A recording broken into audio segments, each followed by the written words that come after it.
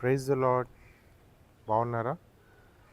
చూడండి, మన దేవుడు, మన ప్రభు అయిన యేసుక్రీస్తు ప్రభువు వారు చాలా గొప్పవాడు.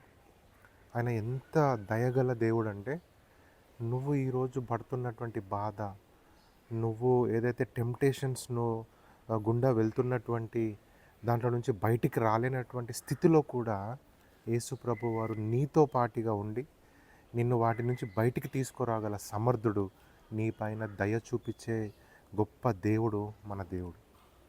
కానీ మనం దాన్ని నమ్మాలి. అందుకే ఈరోజు మీతో నేను మాట్లాడాలనుకున్నటువంటి విషయము, జీసస్ హెల్ప్స్ ఇన్ టెంప్టేషన్స్. ప్రతి ఒక్క శోధనల గుండా దేవుడు, మన ప్రభు అయిన యేసుక్రీస్తు వారు మనకు సహాయం చేస్తాడు. అందుకే హెబ్రీలకు రాసిన పత్రిక 2వ అధ్యాయం 18వ వచనంలో, తాను శోధింపబడి శ్రమ పొందెను గనుక శోధింపబడు వారికి నీ సహాయం చేయగలవాడై ఉన్నాడు.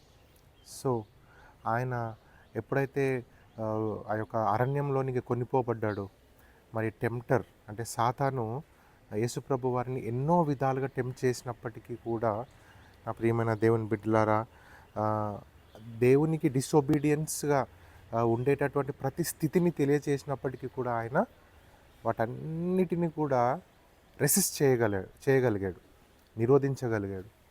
అలాగే క్రాస్ పైన కూడా ఆయన చనిపోతున్నప్పుడు, ఒక మనిషిగా నెప్పి రక్తం కారుతున్నప్పుడు ఆయన దేవుడికి అప్పుడు డిసోబీడియన్స్ చూపించవచ్చు. ఏంటబ్బా, దేవుడు ఇంత ఘోరమైన స్థితిని నాకు ఇస్తాడా అని ఒక మనిషిగా ఆలోచించి దేవునికి దూరం అయిపోవచ్చు. కానీ క్రాస్ పైన కూడా ఆయన దేవుడితోనే ఉన్నాడు. ఆయన తన సంబంధాన్ని ఎక్కడ కూడా దూరం చేయలేదు.